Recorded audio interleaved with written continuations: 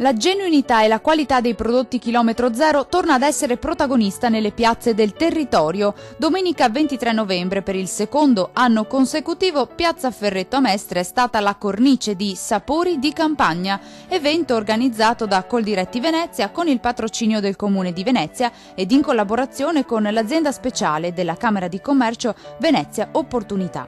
Tutto ciò rientra nell'ambito del progetto Campagna Amica, la più grande rete di vendita diretta di prodotti agricoli d'Europa. Un momento importante per educare i consumatori alla stagionalità dei prodotti e per fare la propria parte nella lotta alla contraffazione, piaga che incombe anche nel settore agricolo. Abbiamo preferito e scelto questa piazza Ferretto perché è una delle piazze più eccellenti di Mestre Venezia, per portare le nostre eccellenze, i nostri produttori con i loro prodotti, per offrirli a tutti i cittadini consumatori, dando così una garanzia della salubrità del prodotto e non certamente come altri prodotti che non si sanno da dove vengono e soprattutto da paesi comunitari o extracomunitari.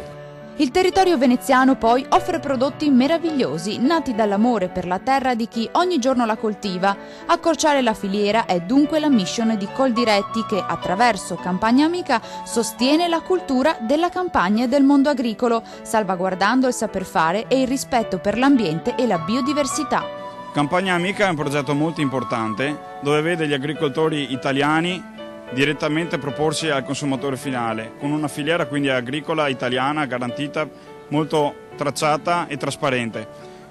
Qui ci sono tantissime eccellenze, facciamo lotta alla contraffazione alimentare, qui c'è il vero Made in Italy. Ecco che così in questa occasione gli agricoltori si propongono al consumatore finale in modo trasparente e garantito, quindi dando una chiara e forte azione di lotta alla contraffazione. La manifestazione è stata naturalmente l'occasione per promuovere la filiera nostrana e far conoscere ai consumatori le eccellenze del nostro territorio in maniera diretta, chiara e trasparente. Un'opportunità di valorizzazione del territorio ma anche di difesa delle produzioni locali.